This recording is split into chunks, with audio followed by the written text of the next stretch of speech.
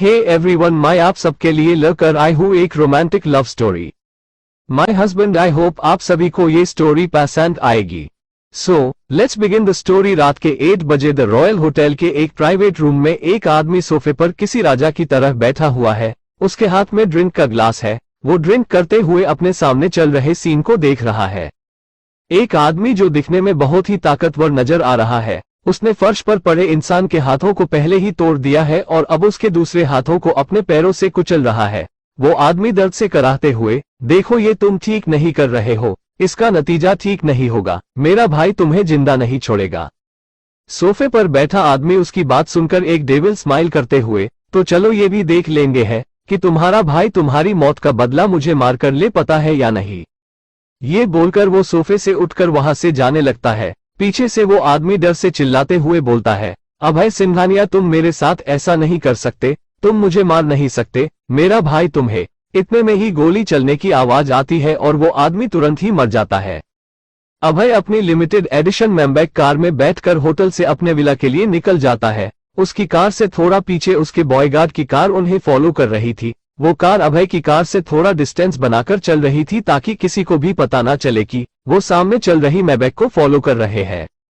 अभय की car villa की तरफ जा रही है। सामने से बीच सड़क पर एक लड़की दौड़ते हुए उन्हीं की तरफ आ रही होती है। उस लड़की के पीछे कुछ गुंडे पड़े होते हैं। अभय कार में ही अपने लैपटॉप पर काम कर रहा है, तभी अचानक से उसकी कार रुकती है और अभय के हाथ से उसका लैपटॉप गिर जाता है।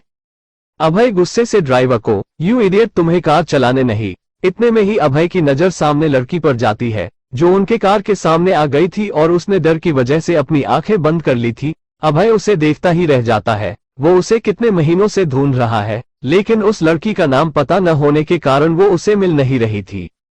तभी अभय की नजर सामने से आ रहे लोगों पर जाती है। उन सब ने एक जैसे ही ड्रेस पहन रखी थी। उन्हें देखकर ही लग रहा था वो किसी की बॉडीगार्ड है।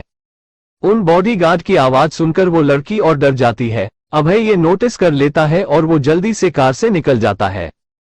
तब तक अभय के बॉडीगार्ड की कार भी आकर पीछे रुक जाती है। अभय को बाहर आता देख वो सब भी कार से उतर जाते हैं, लेकिन अभी कोई उसके पास नहीं जाता। अभय उस लड़की के पास जाकर खड़ा हो जाता है। वो लड़की अभय को देखते हुए बोलती है, प्लीज मुझे बचा लीजिए, प्लीज मुझे इन लोगों से बचा लीजिए। उस लड़की वो इस तरह से परेशान और डरा देख अभय की नजरें खतरनाक हो जाती है। वही अभय का ड्राइवर और उसके बॉडीगार्ड सब शॉक थे। उनके बॉस पहली बार किसी लड़की के करीब खुद चल कर गए थे। तभी सामने खड़े बॉडीगार्ड में से एक ने कहा, और हीरो अपनी जान बचाना चाहता है तो लड़की को हमें दे दे। अभय उनकी बात सुनकर उन सबको अपनी जानलेवा नजरों से देखता है। फिर वो एक नजर अपने बॉडीगार्ड की तरफ देखता है। उसके बॉडीगार्ड उसका इशारा पाकर सामने आने लगते हैं। अभय उस लड़की का हाथ पकड़ता है। जैसे ही अभय के हाथ उस लड़की को छूते हैं, उसकी पूरी बॉडी कांप जाती है। अभय उसका हाथ तुरंत छोड़ देता है और वो लड़की उससे 2 कदम पीछे ले लेती है। उसे पीछे जाता देख अभय के फेस पर स्माइल आ जाती है और वो लड़की उसे ही देख रही थी। अभय डरो मत, मैं तुम्हें कुछ नहीं करूंगा। वो लड़की कुछ रिएक्ट नहीं करती। अच्छा तो तुम मुझे अपने घर का पता बता दो, मैं तुम्हें तुम्हारे घर छोड़ दूंगा। अभय की ये बात सुनकर वो लड़की रोने लगती है। अभय के फेस पर अजीब से एक्सप्रेशन आ जाते हैं। वो अपने आप से ही बोलता है, अंडरस्को, क्या मैंने इसे डरा दिया? लेकिन मैंने तो इससे अच्छे से ही बात की, हो सकता है मेरे एक्सप्रेशन में कुछ गड़बड़ रही होगी। अभय को इस तरह से देखकर उसके ड्राइवर को उस पर हंसी भी आ रही थी और दया भी। आज पहली बार उसके बॉस ने किसी लड़की से इतने प्यार से बात की, फिर भी वो रोने लगी। अभय फिर से उस लड़की से बोलता है, देखो तुम डरो मत, मैं तुम्हें कुछ नहीं करूंगा, तुम मुझे अपने घर का पता बता दो, मैं तुम्हें वहां ड्रॉप कर दूंगा। अभय की दोबारा से वही बात सुनकर वो लड़की और जोर से रोने लगती है। अब अभय को थोड़ा थोड़ा गुस्सा आने लगता है। वो 2 कदम पीछे लेते हुए अपने ड्राइवर को बुलाता है, अंडरस्को रघु। रघु अभय के पास जाते हुए, अंडरस्को जी सर। अभय, तुम उससे बात करो और उसके बारे में पता करो। Raghu, okay sir. रघु उस लड़की के पास जाते हुए, सुनिए आपका नाम क्या है? वो लड़की रघु की तरफ देखती है और फिर उससे बोलती है, अंडरस्को अविका। उसका नाम सुनकर अभय के फेस पर स्माइल आ जाती है और अचानक से चली भी जाती है। वो रघु को घूर कर देखते हुए सोचता है, इसके पूछने पर अविका ने अपना नाम बता दिया, मतलब मुझे रघु से अविका को दूर रखना होगा। रघु अविका से फिर से कुछ पूछने जा रहा होता है, तभी उसे अभय की आवाज आती है, अंडरस्को रघु। रघु अभय के पास जाते हुए, जी सर अभय, तुम यहीं रुको, अब मैं बात करता हूँ। रघु सर अभय अविका के पास जाते हुए अपनी आज तक की तब से मीठी आवाज में बोलता है, सुनो। अभय की आवाज सुनकर अविका उनको देखने लगती है। अविका को खुद की तरफ देखता देख अभय थोड़ा सा मुस्कुराते हुए बोलता है, अंडस्को, तुम कहाँ रहती हो? ये सुनकर अविका फिर से रोने लगती है। अब अभय का दिमाग खराब हो जाता है। वो अविका का हाथ पकड़कर अपनी तरफ खींच लेता है। ये देखकर अविका हैरान रह जाती है। वो अपनी हैरानी और रोनी सूरत के साथ अभय को देखने लगती है। अभय अपना दांत पीसते हुए, अब आखिरी बार पूछ रहा हूँ, चुपचाप से जवाब दे देना। अगर एक आंसू इस बार नीचे गिरा तो मैं अभी तुम्हें गोली से उड़ा दूंगा। ये सब होता देख अभय का ड्राइवर और उसके बॉडीगार्ड हैरान हो जाते हैं। वो सब कुछ समय पहले ही दूसरे पार्टी के बॉडीगार्ड को उनकी असली जगह दिखाकर आए थे। अविका अभय की तरफ डरते हुए देखने लगती है। उसकी आंखों में फिर से आंसू आने लगते हैं। अभय देखता है वो फिर से रोने वाली है, इसलिए वो खुद को शांत करते हुए पूछता है, अंडस्को, रोना मत, ओके। अविका जल्दी से अपना सिर हाँ में हिलाती है। अभय, गुड गर्ल, अब ये बताओ तुम्हारा घर कहाँ है? मेरा कोई घर नहीं है। ये बोलते हुए अविका के आंसुओं की 2 बूंद नीचे गिर जाती है। वो अभय को देखते हुए जल्दी से अपने आंसू पोंछ लेती है। अभय अविका को देखता है और उससे आगे कुछ न पूछने का डिसाइड करते हैं, बोलता है, अंडस्को, चलो। अविका अपनी प्यारी आवाज में, अंडस्को, कहा मेरे घर? अभय अविका को देखते हुए बोलता है। अविका, तुम्हारे घर? अभय, अगर तुम्हारा घर है तो हम वहां भी चल सकते हैं। ये सुनकर अविका अपना सिर झुका लेती है। अभय उसका हाथ पकड़कर अपनी कार में बिठा देता है, फिर खुद भी वो कार में बैठ जाता है। अभय और अविका कार में बैठे हुए हैं। अविका बार बार अभय को देख रही है। अचानक से अभय ने अविका की एक फोटो क्लिक कर ली। ये देखकर अविका हैरान हो गई।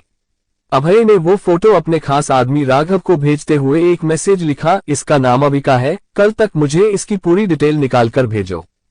वहीं अविका हैरानी से अभय को देख रही है। अभय अविका की तरफ देखते हुए, अंडस्को, क्या हुआ? अविका अपने सेंस में आते हुए अभय से हकलाते हुए पूछती है, अंडस्को, तुमने मेरी फोटो क्यों खींची? अभय अविका को देखते हुए, पहले तुम ये बताओ, क्या मैं तुम्हें डरावना दिखता हूँ? तुम मुझसे इतना डर क्यों रही हो? अभय की बातें सुनकर रघु अपने मन में, अंडस्को, अभी तो सर प्यार से बोल रहे हैं, तब ये इतना डर रही है। जिस दिन सर का असली रूप देख लेंगी तब पता नहीं क्या करेगी। सिया अभय से, अंडस्को, मैं कहाँ डर रही हूँ? पहले तुम ये बताओ, तुमने मेरी फोटो क्यों ली? अभय अविका को घूर कर देखते हुए, अंडस्को, क्या तुम हकलाती हो या फिर मुझे चिढ़ाने के लिए ऐसे बात कर रही हो? अविका कुछ नहीं बोलती क्योंकि वो सच में अभय से डर रही थी। जब वो कार में बैठी थी तभी उसने लैपटॉप के पास एक गन देख ली थी और वो अंदर ही अंदर डर से कांप रही थी। अभय अविका को ध्यान से देखता है, फिर उससे बोलता है, अंडस्को, मुझे तुम्हारे बारे में पता लगाना था, इसलिए मैंने तुम्हारी फोटो क्लिक कर ली। अभय की बात सुनकर अविका और डर जाती है। वो डरते हुए ही उससे पूछती है, अंडस्को, पता लगाना था मेरे बारे में? क्यों? अविका के इस तरह से बोलने पर अभय बहुत ही ज्यादा इरिटेट हो रहा था। वहीं ड्राइवर सीट पर बैठा रघु बहुत ही मुश्किल से अपनी हंसी रोक पा रहा था। अभय थोड़ा तेज लहजे में बोलता, अंडस्को, क्या तुम हकलाना बंद करोगी? अभय की तेज और कड़क आवाज सुनकर अविका की आंखों से आंसू बहने लगते हैं। उसको फिर से रोता देख अभय एक लंबी सांस लेते हुए अविका से बोलता है, अंडस्को, देखो अविका, तुम रोना बंद करो। अगर तुम ऐसे रोओगी तो मुझे और ज्यादा गुस्सा आएगा। अविका जल्दी से अपने आंसुओं को पोंछ लेती है। फिर वो धीरे से बोलती है, अंडस्को, तुम्हें मेरे बारे में क्यों पता लगाना है? अभय, अंडस्को, क्योंकि मैं तुमसे शादी करने वाला हूँ और अपनी होने वाली वाइफ के बारे में मुझे सब कुछ पता होना चाहिए। अभय की शादी वाली बात सुनकर अविका हैरान हो जाती है और रघु अचानक से ब्रेक मार देता है। वो भी पूरी तरह से सदमे में चला जाता है। वहीं अविका ब्रेक की वजह से आगे की तरफ झुक जाती है। तभी अभय उसे पकड़कर खुद की तरफ खींच लेता है। अविका अभय को वैसे ही शॉक्ड होकर देखने लगती है। उसे इस बात का बिल्कुल भी अंदाजा नहीं होता कि वो अभय की बाहों में है। अविका को अपनी तरफ खींचते ही अभय गुस्से से रघु पर बरस पड़ता है। अंडस्को, यू इडियट, तुम्हें मरना है मेरे हाथों। ये क्या तरीका है कार ड्राइव करने का? एचसी। अभय की गुस्से भरी डांट सुनकर रघु डरते हुए, अंडस्को, सॉरी सर, आगे से नहीं होगा। वहीं अविका तो बस अभय को ही देखे जा रही है। उसे कुछ भी सुनाई नहीं दे रहा। उसका पूरा ध्यान अभय पर ही है। अभय अपनी बाहों में अविका को देखता है। उसे खुद को देखता देख अभय के फेस पर स्माइल आ जाती है। वो अविका के गालों को छूते हुए अंडरस्को तुम ठीक हो। अविका होश में आती है। वो तुरंत अभय की पकड़ के छूटकर पीछे हट जाती है। ये देखकर अभय को बिल्कुल भी अच्छा नहीं लगता। अविका अपनी ड्रेस को ठीक करते हुए इधर उधर देखने लगती है। तभी उसकी नजर गन पर जाती है और उसके चेहरे पर फिर से डर के भाव आ जाते हैं। अभय अविका की नजरों का पीछा करते हुए देखता है कि अविका की नजर गन पर है। उसे अब जाकर समझ आता है वो इतनी देर से डर क्यों रही थी। अभय गन को लैपटॉप के पीछे कर देता है। तभी अविका अभय को देखती है। अभय उसकी तरफ स्माइल करते हुए देख रहा होता है। अविका अभय के फेस को देखते हुए अंडरस्को क्या ये सच में मुझसे शादी करना चाहता है या फिर मेरी मजबूरी का फायदा उठाना चाहता है। वैसे ये मुझसे शादी क्यों करना चाहेगा। मैं तो इससे कभी मिली भी नहीं और न ही कभी इसे देखा है। ये पक्का मेरे फायदा उठाना चाहता होगा। मुझे जल्द से जल्द यहाँ से भागना होगा। अविका को अपने ही ख्यालों में खोया देख अभय अपनी फिंगर से उसे टैप करते हुए बोलता है अंडरस्को मुझसे बच के भागने का सोच रही हो। अविका जल्दी से अपना सर ना में हिलाते हुए मन में सोचती है इसे कैसे पता चला। क्या ये मेरे ख्यालों को पढ़ सकता है। अभय अंडरस्को मेरे से बच के भागने की सोचना भी मत अगर तुमने ऐसा करने का सोचा भी। ये बोलते हुए अभय ने सीट पर रखी गन को हाथ में लिया और अविका की तरफ पॉइंट कर दिया। तो मैं तुम्हें इसी गन से उड़ा दूंगा समझी। इस बार अविका कुछ ज्यादा ही डर जाती है। वो अपना सिर तेजी से हाँ में हिलाने लगती है जैसे वो बोलना चाहती हो मैं समझ गई मैं समझ गई। अगर तुम समझ गई तो अच्छी बात है। उसी समय कार विला में एंटर करते हुए विला के फ्रंट डोर पर रुक जाती है। अभय के साथ सिया भी कार से बाहर आती है। वो विला को देखकर हैरान हो जाती है। उसने आज तक इतनी सुंदर जगह नहीं देखी थी। हालांकि अभी रात का समय था फिर भी लाइट की रोशनी में विला चमक रहा था। अभय अविका का हाथ पकड़ते हुए उसे लिविंग रूम में ले आता है। अविका तो बस हैरानी से पूरे विला को देख रही है। वहीं सारे सर्वेंट भी हैरानी से अविका को देखने लगते हैं। उन सबने आज तक अभय को किसी लड़की का हाथ पकड़ते हुए नहीं देखा था। अभय सबको देखते हुए तेज आवाज में बोलता है अंडरस्को इस बारे में कोई भी बात सिंघानिया मैंशन तक नहीं जानी चाहिए और कल से विला के अंदर कोई भी मेल सर्वेंट काम नहीं करेगा। फिर वो एक 50-55 साल की मेड की तरफ देखकर बोलता है अंडरस्को सविता आंटी हम दोनों का डिनर रूम में ले आएगा। ये सब बोलते हुए भी अभय ने अविका का हाथ नहीं छोड़ा था और अविका भी अपने सामने ये सब हैरानी से देख रही थी। उसने ये सब बस फिल्मों में ही देखा था। अभय सभी को इंस्ट्रक्शन देकर अविका को अपने साथ अपने रूम में ले आता है। अविका को तो कुछ समझ ही नहीं आ रहा था उसके साथ हो क्या रहा है। ऐसा लग रहा था वो अपनी सुध बुध खो चुकी हो। वही सारे सर्वेंट अविका को अभय के रूम में जाता देख और भी ज्यादा हैरान हो जाते हैं। सविता आंटी कुछ मेड के साथ किचन में चली जाती है। अभय अविका को अपने रूम में ले आता है। अविका अभय के रूम को बड़े ध्यान से देखने लगती है। अभय प्यार भरी नजरों से अविका को देखता है और उसके कानों में बोलता है अंडरस्को तुम्हें याद है ना मैंने तुमसे कार में क्या बोला था, इसलिए यहाँ से भागने की कोशिश भी मत करना। अविका थोड़े डरते हुए अभय को देखने लगती है। अभय अविका के गालों पर किस करके वॉशरूम की तरफ चला जाता है। अविका अचानक की किस से हैरान हो जाती है। वो अपने हाथों को अपने गालों पर फेरने लगती है। अविका को अभय के इरादे नेक नहीं लग रहे थे। वो और वहां नहीं रुकना चाहती थी, इसलिए वो रूम से बाहर जाती है। उसे सामने बहुत से सर्वेंट दिखाई देते हैं जो उसी तरफ देख रहे थे। ये देखकर अविका रूम में वापस आ जाती है। वो रूम में चारों तरफ देखने लगती है। उसकी नजर पर्दे के पीछे से आ रही रोशनी पर जाती है। अविका पर्दे हटाकर देखती है। वहां पर रूम की बालकनी है। अविका बालकनी का गेट खोलने की कोशिश करने लगती है। तभी उसे पीछे से अभय की आवाज आती है अंडरस्को मैं हेल्प कर दूं। अभय की आवाज सुनकर अविका डर जाती है। वो पीछे मुड़कर अभय को देखने लगती है। अभय भी उसी के पास आने लगता है। इस वक्त अभय ने सिर्फ एक लोअर पहना है और अपने बालों को टॉवल से पोंछ रहा है। अविका उसे सिर्फ लोअर में देखकर शर्मा जाती है और उसके गाल टमाटर की तरह लाल हो जाते हैं।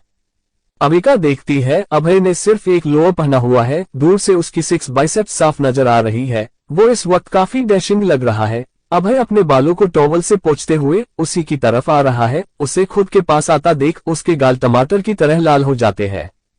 अभय अविका के करीब आते हुए उसके सामने खड़ा हो जाता है। अविका को शर्माता देख उसके चेहरे पर भी प्यारी सी मुस्कान आ गई जो आज तक अविका के सिवा किसी ने नहीं देखी थी। अभय को अपने सामने देखकर अविका का शर्म से लाल चेहरा डर से पीला पड़ने लगता है। वो अपनी नजरें नीचे करके इधर उधर देखते हुए उल्टे कदमों से पीछे होने लगती है। अभय भी उसके करीब जाने लगता है। कुछ कदम पीछे होते ही अविका के पीछे दीवार आ जाती है और वो वहीं रुक जाती है। उसकी हिम्मत नहीं हो रही थी अपनी नजरें उठाकर अभय को देखने की।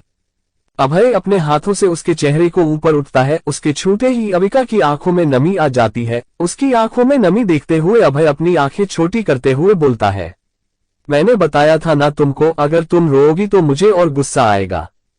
अभय के कठोर लहजे को सुनते ही अविका के आंसू गिराने लगते हैं। वो अपने हाथों से अपने आंसुओं को पोंछने लगती है, लेकिन फिर भी उसके आंसू रुकने का नाम ही नहीं ले रहे थे।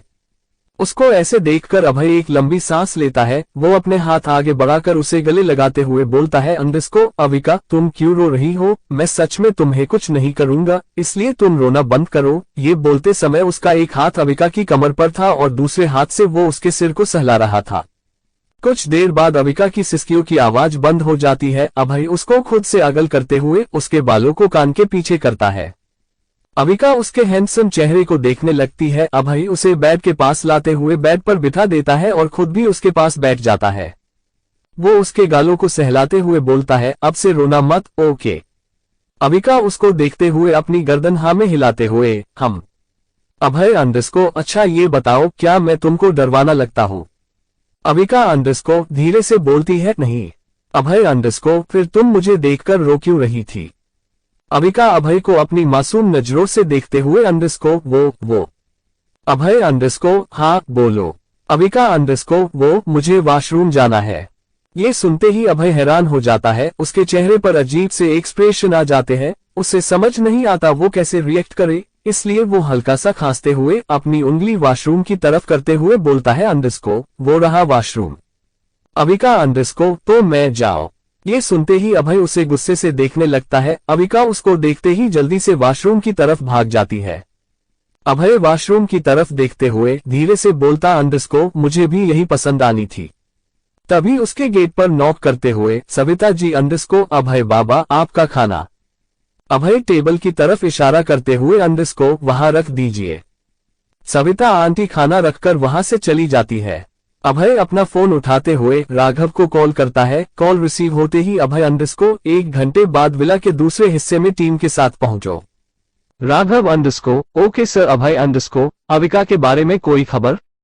राघव अंडरस्को, जी सर, जो बॉडीगार्ड मिस अविका का पीछा कर रहे थे वो सब आपकी बड़ी बुआ देविका के बॉडीगार्ड थे। उन सबको आपके कजन ब्रदर मिस्टर बलदेव ने अविका को लाने के लिए भेजा था।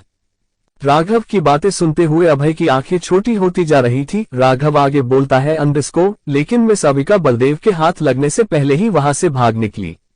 अभय अपने कोल्ड और हार्श वॉइस में, पता करो बलदेव का अविका से क्या लेना देना है। राघव अंडरस्को, जी सर।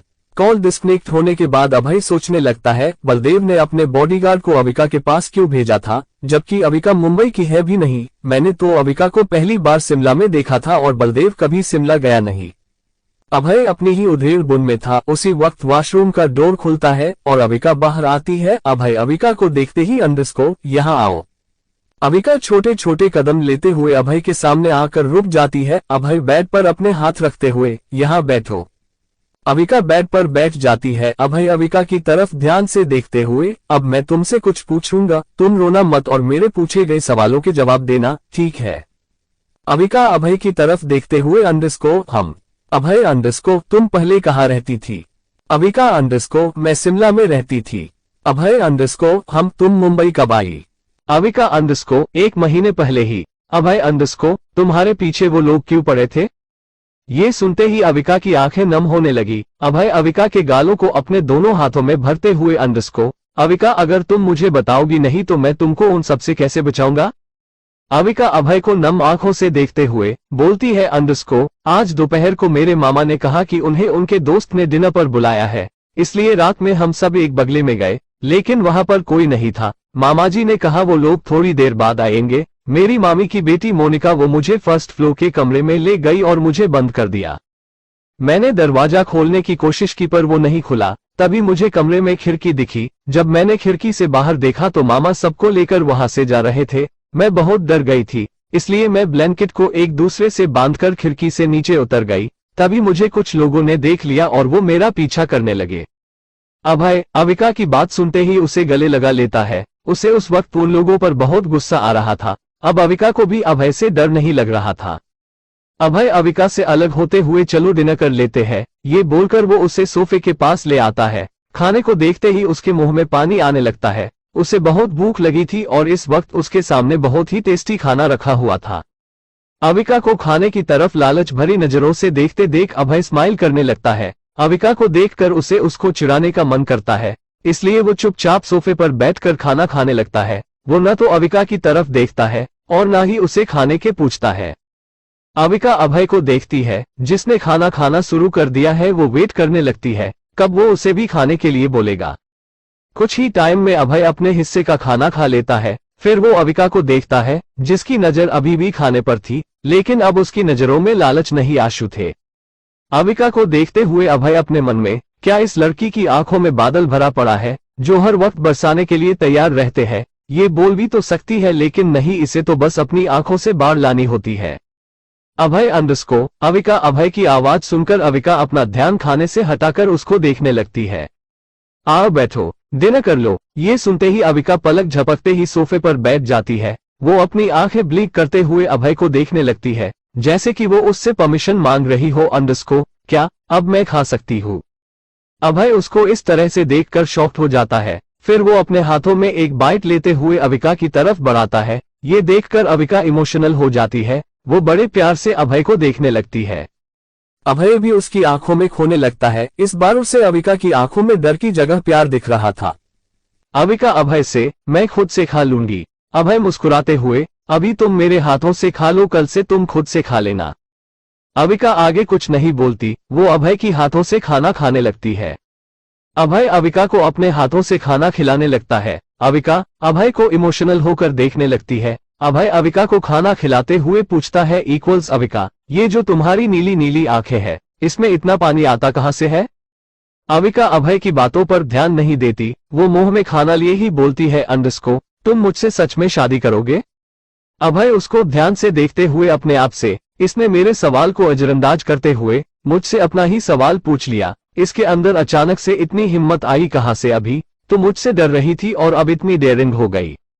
अविका अभय को देखती है, जो उसे ही देख रहा था, इसलिए अविका आगे बोलती है, अंडरस्को, देखो सब लोग बोलते हैं मैं अच्छी नहीं हूँ, मेरे अंदर दोष है, इसलिए तुम किसी और से शादी कर लेना। ये सब सुनकर अभय का चेहरा कठोर हो जाता है। वो अविका के मुंह में बड़ा सा निवाला तुसते हुए बोलता है, अंडरस्को, मैं दोष नहीं मानता, और रही बात शादी की, तो मैं तुम्हें बता दूं, हम परसों ही शादी करने वाले हैं। ये सुनते ही अविका को खांसी आ जाती है और उसका सारा खाना अभय के ऊपर चला जाता है। अविका जल्दी से टेबल से पानी का ग्लास उठाकर पूरा पानी पी जाती है। वही अभय अपनी तीखी नजरों से उसे घूर रहा होता है। खाने की कुछ चींटें उसके चेहरे पर भी गई थी। जैसे ही अविका पानी पीकर अभय को देखती है, उसके चेहरे पर फिर से डर आ जाता है। वो हकलाते हुए बोलने लगती है, अंडरस्को, सॉरी, मैंने जानबूझकर नहीं किया, वो तो अचानक से ही हो गया। फिर वो नजरें नीचे करके बोलती है, अंडरस्को, नानू सही बोलते थे, खाना खाते समय ज्यादा बातें नहीं करनी चाहिए। अभय उसको खुद में बड़बड़ाते देख, अंडरस्को, अभी क्या कहा तुमने?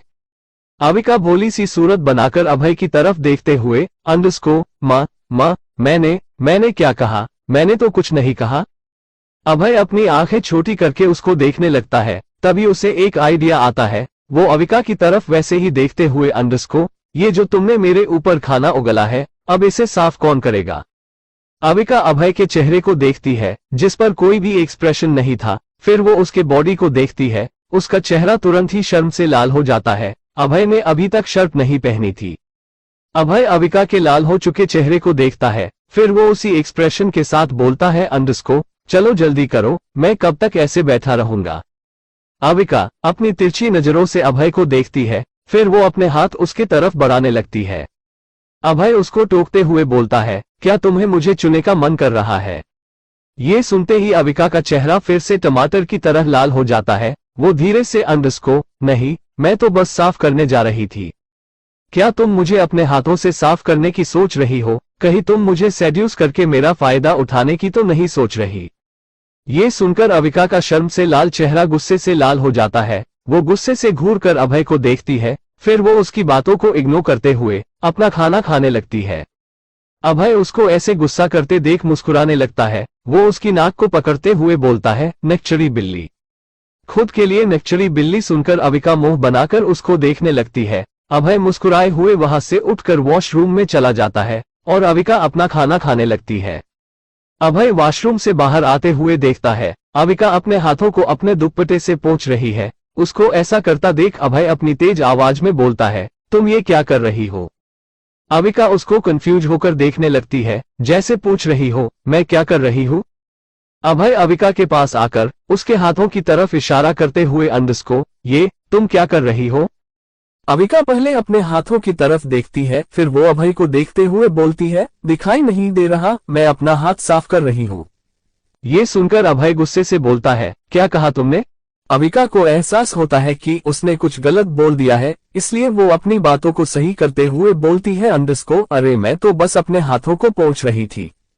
अभय अपनी आई ब्रो उठाकर अविका को देखते हुए सोचता है, अभी एक दिन भी नहीं हुआ और ये मुझे उल्टा जवाब देने लगी। अविका अभय से अपनी क्यूट आवाज में बोलती है, मुझे नींद आ रही है। अभय अंडरस्को, बेड पर सो जाओ। अविका अंडरस्को, फिर तुम कहाँ सोओगे?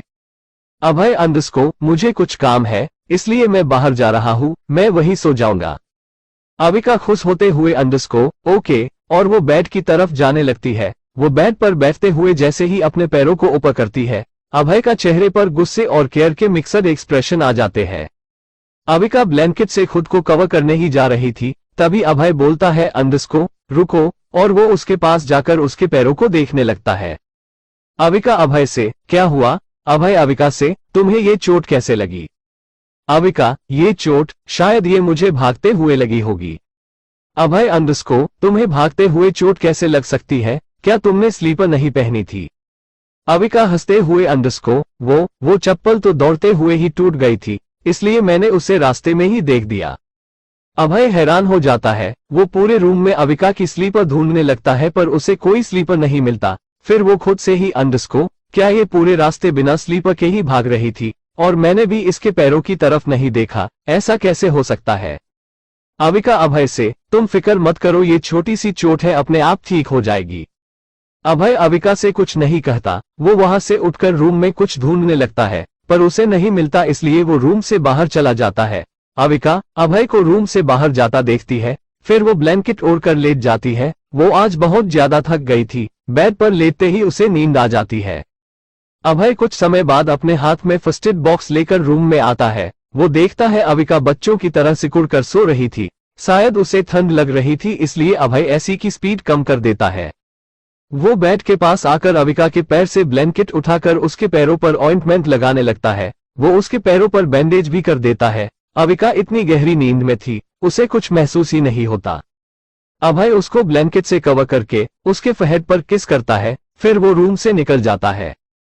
विला के दूसरे हिस्से में राघव पूरी टीम के साथ वहां आ गया था। उनके टीम में 6 लोग थे, जिसमें 2 लड़कियां थी। वो सब वहां सोफे पर बैठे अभय का वेट कर रहे थे। कुछ समय बाद ही अभय वहां आ जाता है। उसको देखते ही सब खड़े हो जाते हैं। अभय एक रूम में जाकर अपनी चेयर पर बैठ जाता है। कुछ समय पहले को उसके चेहरे पर को प्यार और मुस्कान दिख रही थी, अब वो गायब हो चुकी थी। इस वक्त अभय के फेस पर कोई एक्सप्रेशन नहीं था। राघव के साथ सब रूम में आ जाते हैं। अभय सबकी तरफ देखता है, फिर वो सबसे बोलता है, अंडरस्को, परसों मेरी शादी है। ये सुनकर सबका मुंह हैरानी से खुल जाता है।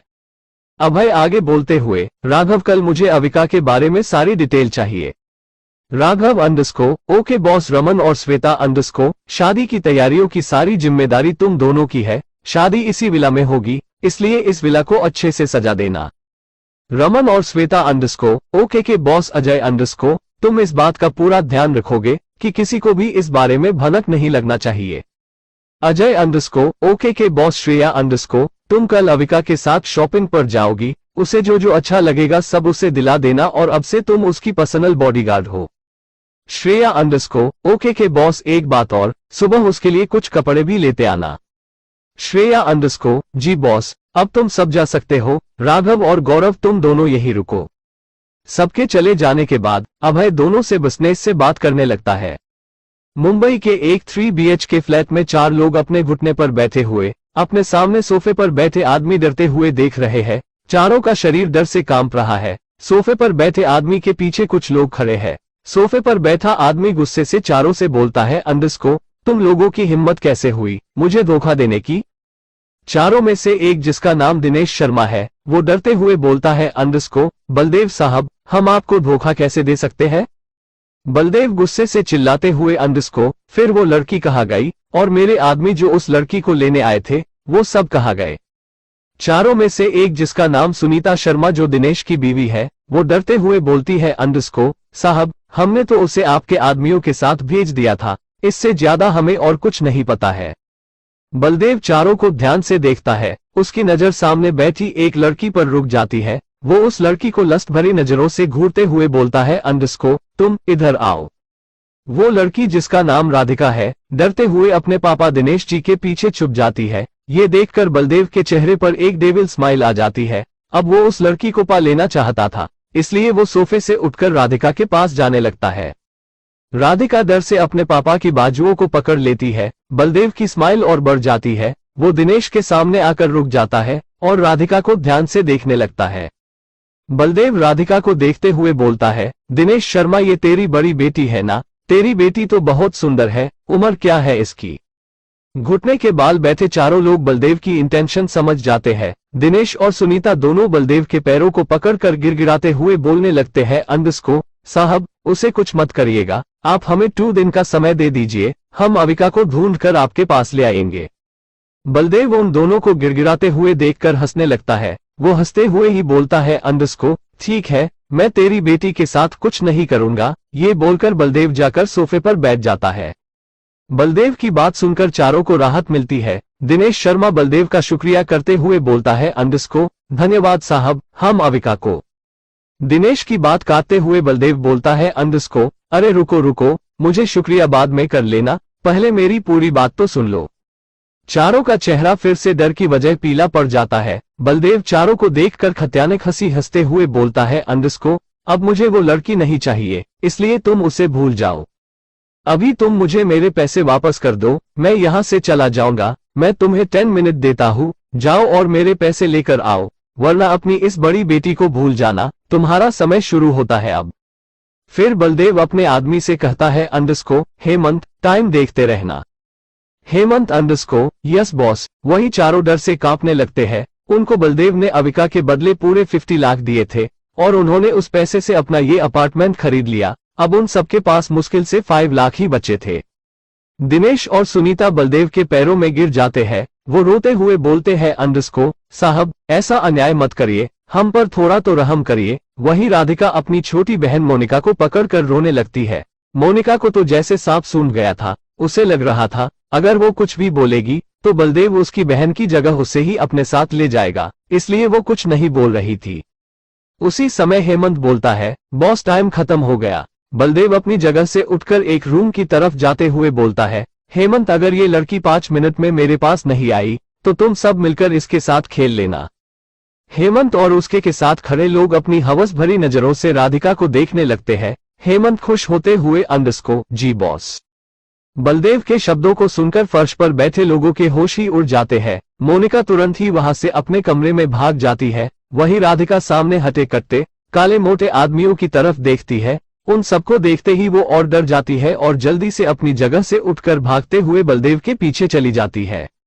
बलदेव राधिका को अपने पीछे आता देख लेता है। वो रूम में लगे बेड पर बैठते हुए बोलता है, अंडरस्को, दरवाजा बंद कर दो। राधिका डरते हुए दरवाजा बंद कर देती है। बलदेव अपनी सिगरेट जलते हुए बोलता है, अपने कपड़े उतारो। बलदेव की बात सुनकर राधिका डर से कांपने लगती है। उसकी आंखों से लगातार अंशु गिरने लगते हैं। बलदेव अपनी सिगरेट का कस लेते हुए बोलता है, अंडरस्को, लगता है मैं तुम्हें पसंद नहीं आया। चलो कोई बात नहीं, मैं तुम्हारे लिए बाहर खड़े लोगों को बुला देता हूँ। इतना सुनते ही राधिका अपने कपड़े उतारने लगती है। कुछ ही समय में राधिका के शरीर पर बस उसके अंडरगारमेंट ही रह जाते हैं। बलदेव राधिका को ऊपर से नीचे तक देखते हुए अपनी सिगरेट का एक और कस लेते हुए बोलता है, अंडरस्को, पूरे कपड़े उतारो। राधिका डरते हुए अपने शरीर पर बचे हुए कपड़ों को भी उतार देती है। बलदेव अपने मुंह से धुआं उड़ाते हुए राधिका के पास जाकर उसे अपने एक हाथ से खुद के करीब खींच लेता है। वो जलती हुई सिगरेट को राधिका की कमर पर रख देता है। राधिका की दर्द से आह निकल जाती है। ये देखकर बलदेव अपना कंट्रोल खो देता है। और राधिका को उठाकर बेड पर ले आता है। अभय के विला में रात के 2 बजे अभय अपने रूम में वापस आता है। उसकी नजर अविका पर जाती, जो एक छोटे बच्चे की तरह सिकुड़ के सो रही थी। कुछ पल उसे देखने के बाद अभय कबर्ड से एक ब्लैंकेट लेकर सोफे पर सो जाता है। वो रूम की लाइट को बंद नहीं करता, क्योंकि आज उसके रूम में अविका सो रही थी। सुबह 5 बजे के करीब अविका की नींद खुल जाती है। अविका अपने मामा जी के घर पर सुबह जल्दी उठकर खाना बनाना पड़ता था, इसलिए अविका की जल्दी उठने की आदत पड़ गई थी। अविका अपनी आंखें खोलती है। उसकी नजर सोफे पर सो रहे अभय पर जाती है। अविका अभय को देखते हुए अंडरस्को, ये सोते हुए कितना प्यारा लग रहा है, बिल्कुल एक राजकुमार की तरह। लेकिन इसने तो मुझसे बोला था कि ये दूसरे रूम में सोएगा, फिर ये यहाँ क्यों सोया? अविका अभय को देखते हुए सोच ही रही थी कि तभी उसे बेड के दूसरे साइड से किसी के गुर्राने की आवाज आती है। अविका जैसे ही उधर देखती है, उसकी चीख निकल जाती।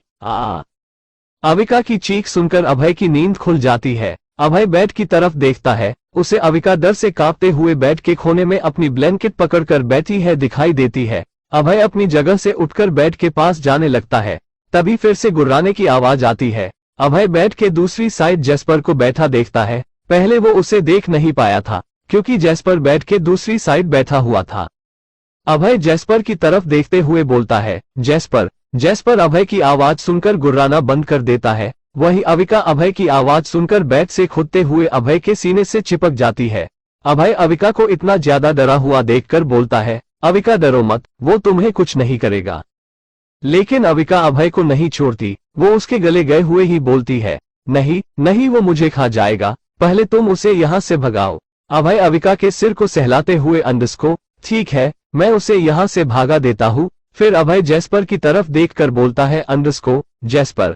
अभय की आवाज सुनकर जैस्पर फिर से गुर्राया, जैसे वो बोल रहा हो, अंडरस्को, ठीक है, मैं जा रहा हूँ, तुम मजे करो अपनी वाली के साथ। वही अविका जैस्पर के गुर्राने से और डर जाती है, इसलिए वो अभय को और जोर से पकड़ लेती है।